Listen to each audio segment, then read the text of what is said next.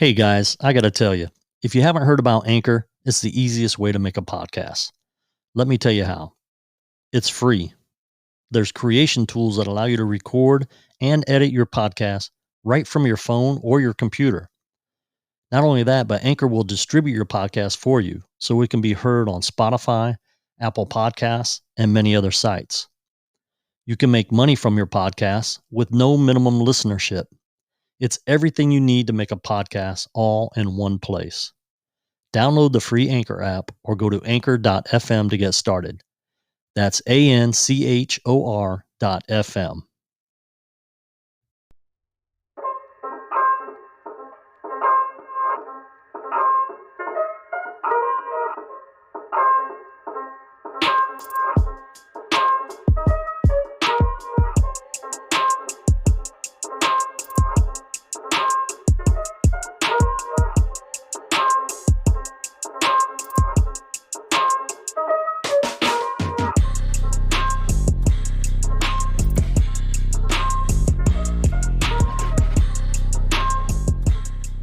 Aloha and welcome to the Murph's Place 808 for the Love of Golf podcast. I am your host, Murph.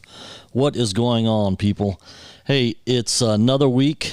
Glad to be back this week with you guys on the podcast.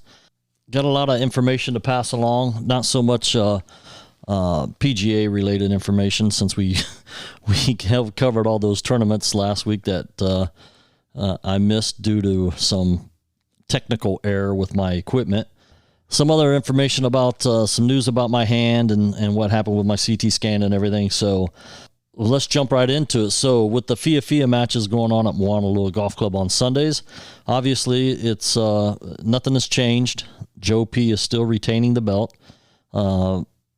So, you know, everybody else is just playing second fiddle to them. We kind of feel like those guys on the PGA Tour felt when they back in the early 2000s when Tiger was winning everything, that, we just know we're going to be playing for second place when we show up on Sunday. So, and luckily for me, due to my hand injury, I have not been able to play. So I'm not one of those guys that are looking forward to finishing second right now, but I was when I was playing. So, but congrats to Joe P on his retention of the belt. The Beach Boys Golf Club, playing every Monday, and I've mentioned this in the past. If there's any local golfers that want to play with us, please get a hold of us. We have a website, beachboysgolfclub.org. You can send us a message and let us know you're interested in joining the club. We play every Monday, and it's a bunch of good guys in the group. So you'll enjoy yourself if you come out and play with us. Today they played over at Pearl Country Club. And like I said, I'm still not playing due to my hand. And let's get into that for a second. So obviously a couple of months ago, I injured my hand at the Hawaii State Amateur Tournament on the second day. I'm assuming that's when it occurred, since I was hitting off the mats at Leilohua, and the next day my hand was sore when I woke up. So I'm assuming that's when it initially started, and I went ahead and finished the tournament, ended up finishing fourth. So it wasn't that big of an issue. I was still able to play. I continued to play, on Mondays with the Beach Boys, and then throughout the week at Moanalua playing the Murph game with the guys. And of course it was sore and everything, when I was playing, but it wasn't bad enough that I couldn't play. And it wasn't affecting my play too much. It was a little bit, but not enough to make me not want to play. And then the Mid-Pac Open came, and the week leading up to the Mid-Pac Open, when I'd play, I'd get on hole number 17 or 18 of wherever I was playing, and it was really sore when I hit the ball. So I had to make a decision whether I was going to play the Mid-Pac Open or withdraw. So I rested it. And I didn't play for a week or so. And then Mid-Pac came, and I went out to the range that morning of the first round and taped up my hand and my wrist to give it a little more support and hit some balls. And it hurt like normal, nothing too bad where I couldn't, grip the club or anything. But obviously that didn't hold true for the rest of the day, because after the third hole, I had to withdraw because it was so painful that I couldn't even grip the club.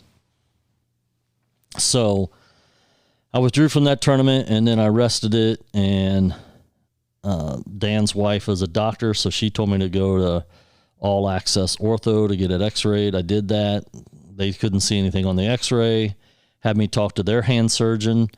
He really didn't do anything other than say he didn't see anything on the x-ray either, and offered to give me some cortisone shots and a half splint that I could wear and rest it. So I wore the splint, and the following week I went in and got some cortisone shots. And the cortisone shot helped a little bit, but not really. And so I just rested it. So the U.S. Senior Open Championship qualifier was coming up, and so I decided I was going to rest it and not play until that happened, which was about a month from the original date when I first thought I injured it. So I rested it. I didn't play. And then the Sunday before the qualifier, I tried to play, and I was able to play. It was sore, but not to the point where I couldn't grip the club like it was at the Mid-Pac Open. So I decided, okay, I'm going to go ahead and try to play in the qualifier. I played the qualifier, didn't play very well. I shot 82 or 83, and I was able to finish the round. Obviously, my hand was sore, but I was able to finish. So I was going to just, rest it for like 6 weeks and let it try to heal up, whatever it was. I thought maybe it was tendonitis because they didn't see a break in the bone on the x-ray. So I was just going to rest it. And then my buddy Ed, a guy that I hadn't talked to for like 5 years, texted me out of the blue and asked me about my knees, because he knew back when we were playing golf back then that I had knee issues. So I told him, oh, my knees are great. I had a knee replacement, and now I'm dealing with this hand issue. So that's all I said. And then he comes back to me and says, I bet I can diagnose, is it in your pinky finger and your ring finger, your hand and wrist? And I said, yeah. And he said, that is a broken hook of hamate bone. Now, I don't know if I mentioned it on the podcast back then, but when this originally happened, after I did some research and everything about where the pain was at and all that, I said back then that I think I have a broken hook of hamate bone. And so I kind of self-diagnosed myself back then, not knowing for sure 100%, I'm not a doctor, but based on what I was reading and where my pain was located and how it felt, I thought that's what I had. So Ed was like, oh yeah, man, you got to go see. I went to see, he dealt with it for 2 years, and it would feel better for a minute, then he'd play and it would hurt again. So he dealt with it for 2 years, and then one of our mutual friends told him, hey, you need to go see the specialist up in New York City, who I guess he did Michelle Wee's hand surgery, Justin Rose's hand surgery, and another PGA professional's hand surgery. I'm not sure who the other professional was, but he is also the team doctor for the Mets. And so he was like, I don't know if I'm going to go up and see him. And then so eventually he did go up there. And as soon as he walked in the office, the doctor asked him, where's your CT scan films? And he said, well, they never had me do one. And he was like, what? That's the first thing you're supposed to do. When you have a hand injury like that, you get a CT scan, because x-rays don't always show the fractures in your hand. So he did a CT scan, and sure enough, he had a broken hook of hamate bone in his hand. So he had that doctor up there do the surgery, and it's a small cut in your hand, like on the fatty part of your palm, on your pinky side.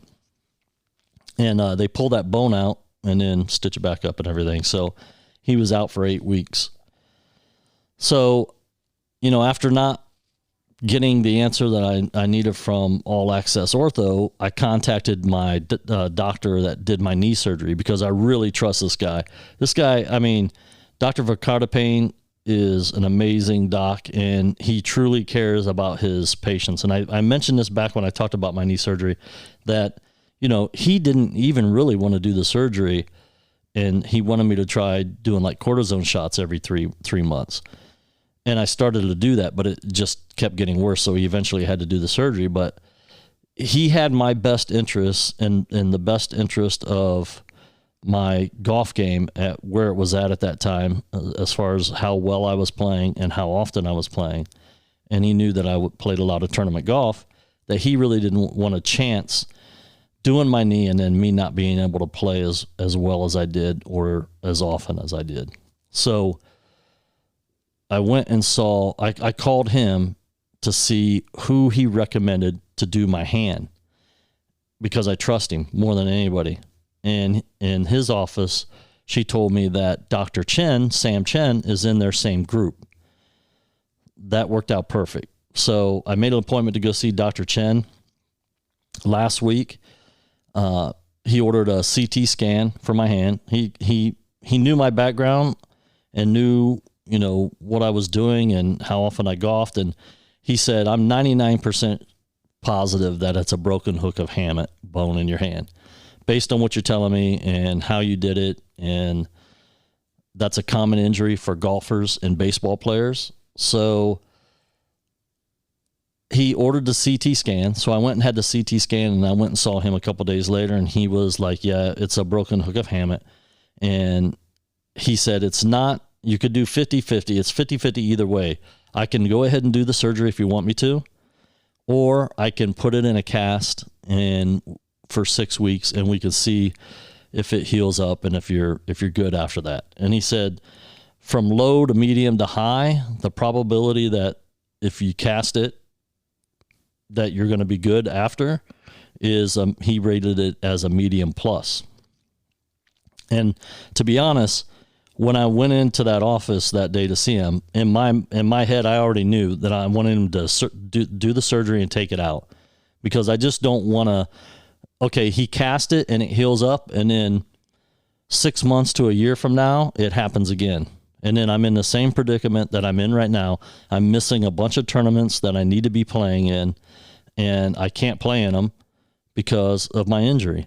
And I don't want to do this same thing. I'm on a limited schedule about what I want to accomplish here in the next couple of years with my golf game in the tournaments that I'm playing, that I don't want to risk that happening again and me being in the same position that I'm in now. Like my buddy Ed, he was in it for two years. He dealt with it. So, Dr. Chen, he is now on the same level as Dr. Vicatapane with me, that, he was, he even said he makes his money by doing surgeries, but if he wanted me to do the surgery, he would do it, but he thinks if casting it would be good. So he just asked me if I would go home and think about it, take a night to think about it, call my buddy and talk to him about it, and then call him the next day and make the decision about what I wanted to do. So I came back home, and like I said, when I was sitting there in my mind, I could tell him right then and there, I want to have the surgery done. I want you to take this out of my hand. I don't want to mess with it. And I kind of said that to him. I was like, I just don't want to deal with it. And so he was like, well, just go home and think about it. Don't make a decision right now. And then call me tomorrow and let me know what you want to do. Either way is fine with me. You just tell me what you want me to do. So I came home, I called my buddy Ed and talked to him some more. And because one of the things that he brought up about doing the surgery, he said, I could do the surgery to take that bone out, take the hook of hamate bone. And it's not like it's completely fractured off and just floating in my hand. It has a fracture on it. You could see the fracture in it, but it's not displaced. It's not, off completely. And he said that, when I talked to Ed, he said that, his doc said that it'll never heal. That bone will never heal like that, trying to cast it. The best thing to do is just to have the surgery, take it out. And like I was saying, Dr. Chen told me that even having the surgery, you could develop scar tissue in there and it could still hurt when you swing. So, and I'm pretty good with rehab and therapy kind of stuff, like with my knees and stuff that I did, that I will be doing everything I can to make sure that scar tissue doesn't develop in there, or doesn't develop to the point where it makes it, painful for me to play golf. So But I talked to Ed, and then he was just like, my doc said that it'll never heal. We discussed that also, and he said it's just best to take it out. And so that's what he did. So I called the next day and told him, hey, I just want to have the surgery done. Can we schedule it as soon as possible? And so now I'm having the surgery on July 12th, and I'm sure I'll be in some type of cast or splint for a couple of weeks after the surgery, and I will be out of golf for the next 8 weeks. Well, if you count these next couple of weeks before my surgery, 10 weeks total. So anyhow, that's what I'm dealing with as far as this hand issue, and it's really bothering me that I can't play golf. It's horrible. And I know I mentioned this last week that one of my buddies was like, hey, well, since you can't play now, then you can come out to the course and give me some lessons. And I'm like, that's the last place I want to be, on the golf course, and not being able to play golf. I don't want to do that. So I'm going to pass. So anyhow, that's what I'm dealing with the hand issue. Just an update on what's going on with that and when my surgery is. And hopefully he gets that taken out and taken care of, and I'm back before long playing golf. Let's get into some PGA news. Obviously, this past weekend, the Travelers Championship was held. Harris English shot 13 under and ended up in a playoff with Kramer Hickok. And this is pretty cool because this is like one of the second longest playoffs holes that has occurred in the PGA history. I think 11 hole playoff is the most. And this was an 8-hole playoff. Harris English had a chance to win, but he missed a 7-foot birdie putt on like the 6th playoff hole to win it. So it took him a couple more holes, and he ended up winning it on the 8th hole. This was Harris's second win this year on the PGA Tour and his 4th win of his career. That's another thing that's kind of crazy about some of these guys. I mean, professional golfers, there are a lot of good golfers, and I don't think people realize how hard it is to win on the PGA Tour. There's guys that have played on the tour for a long time and maybe only have 1 or 2 wins ever. It's just crazy how good these guys are and how many of them are so good. So congrats to Harris English on his win. Next up, the next tournament coming up is the Rocket Mortgage Tournament, July 1st through the 4th, and that's in Detroit at Detroit Golf Club. Last year's defending champion, Bryson DeChambeau. So what's kind of cool is that in the power rankings this week, they got him listed number 1 to win back-to-back to win this tournament again this year. So he's listed number 1. Jason Kokrak is listed number 2, and Will Zalatoris is listed number 3. So let's see if they're right. These guys, they were right a couple of weeks ago when they had the power rankings right as far as who won. But so good luck to those guys this week. And if you guys haven't seen it, speaking of Bryson DeChambeau, if you guys have not seen this feud that's going on with him and Brooks Koepka, you need to YouTube it, look it up, and check it out because, man, it's crazy. These guys are going back and forth with stuff. It's the last one when Brooks was doing his interview and Bryson comes up walking behind him. I guess I didn't hear it the first time, but one of my buddies told me that when Brooks was doing his interview, when Koepka was doing his interview, DeChambeau was come walking up behind him, and I guess the interviewer asked a question about something about putts or whatever, and like DeChambeau muttered something like "make more of them" or something like that. And I didn't hear that. I haven't watched it again since my buddy told me that's what he said. I thought that Koepka was just getting ticked off because as he's trying to talk in this interview, DeChambeau walks by, and I don't know if he was wearing metal cleats or what, but it was a really loud clicking as he's walking behind him. And so Koepka mumbled, like Jesus Christ or something like that. And then But if you watch the longer version of it, the shorter one they put on Golf Channel, it didn't have all the other stuff he said. But if you YouTube it and watch that longer version, it's pretty funny, man. These guys got some battle going on, so we'll see what happens. Korn Ferry Tour, our Brent Grant watch. They had the Live and Work in Maine Open this past weekend. Chad Ramey was the winner, shot 16 under. Brent was the leader after 36 holes, so that was pretty cool, and was hoping he was going to do good the last 2 rounds.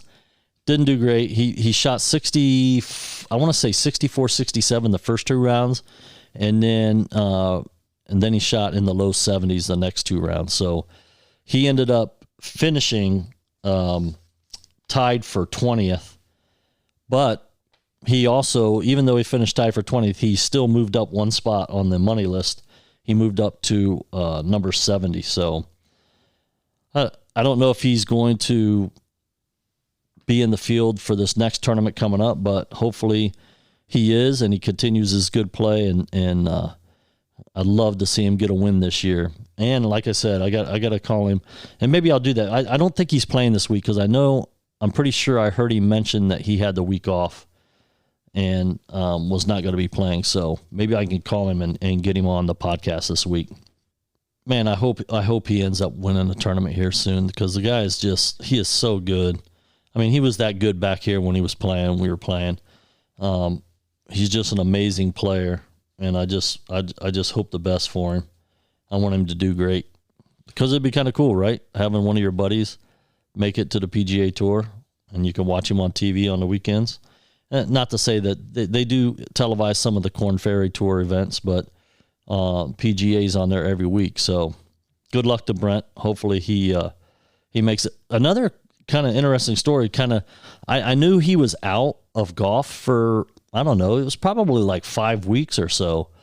That I was reading that he tore in his wrist, which I thought was a possibility with my hand also when they said there was no break. He tore his TFFC ligament in his wrist, that ligament that connects your wrist and hand. And so he was out for like 5 weeks and then came back and did really well at that tournament, finished like top 10 in the next tournament that he played after he came back from his wrist injury. So hopefully he does good and gets a tournament win in there.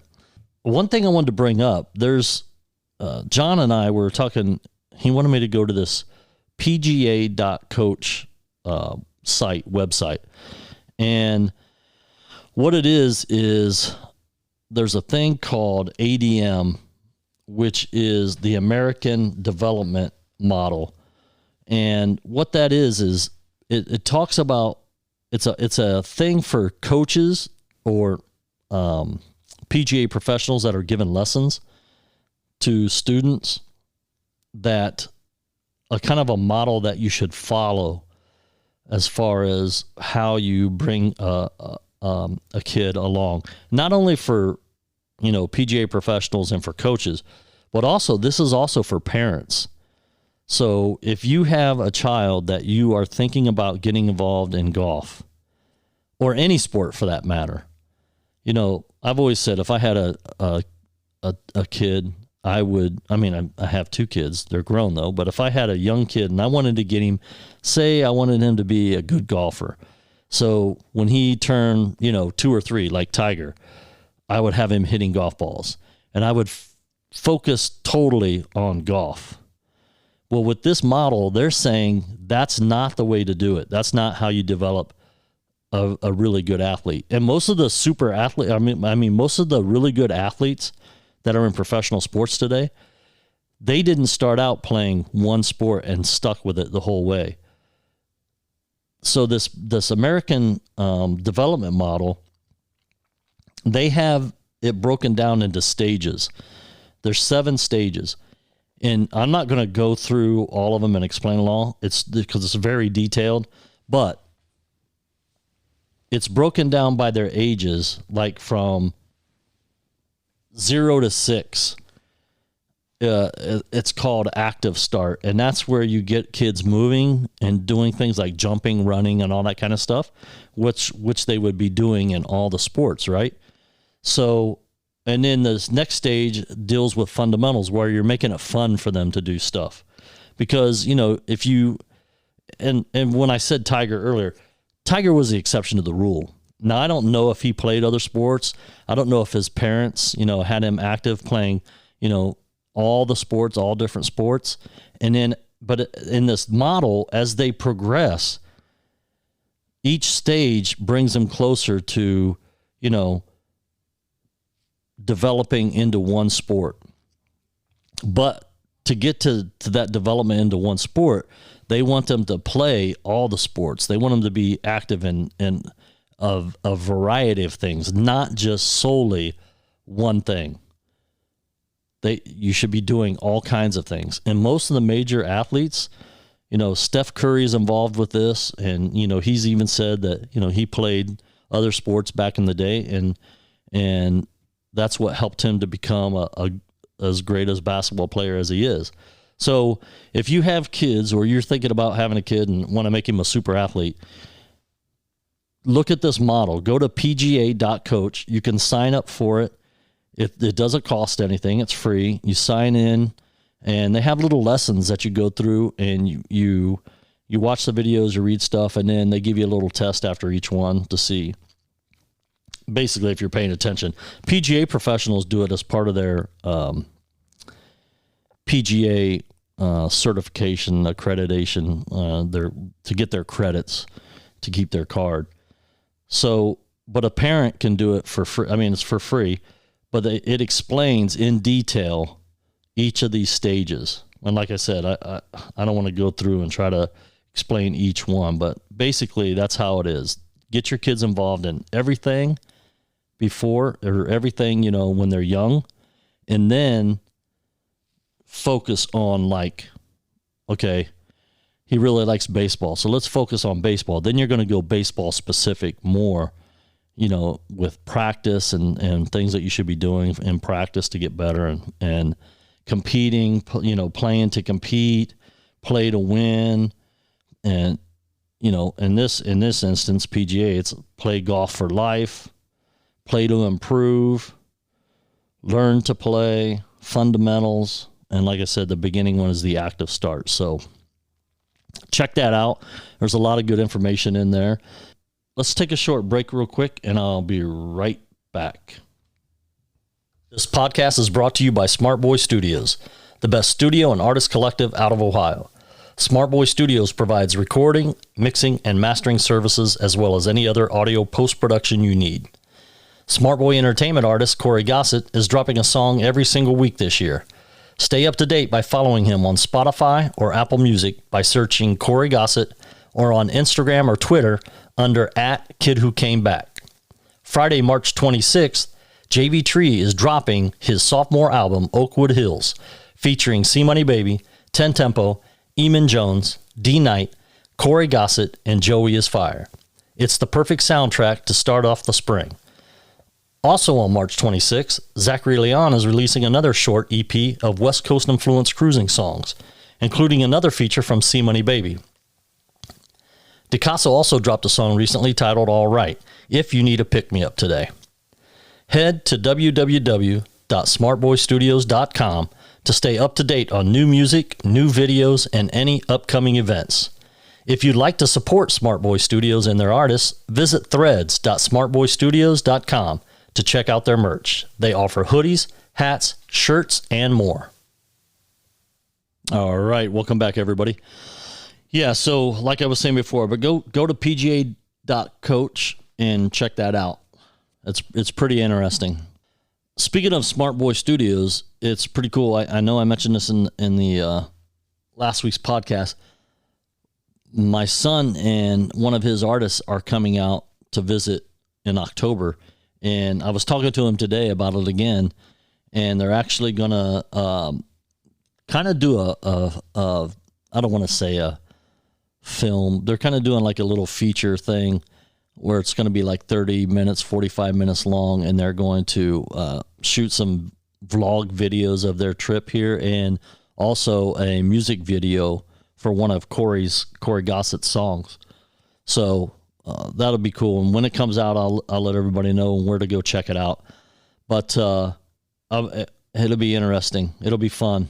I'm going to have a lot of fun. And it's right after I come back from my Thailand trip for the golf tournament over in Thailand, which I will be pushing the limits with this hand issue because, you know, I have the surgery on July 12th, and 8 weeks out of that is September 12th. So I have to make sure that it is healed up and I get some practice in because we leave the end of September for Thailand. So, all right. Well, hey guys, thank you for listening. If you guys have any questions or any topics you want to discuss, please shoot me an email at murphsplace808@gmail.com. We'll talk about it.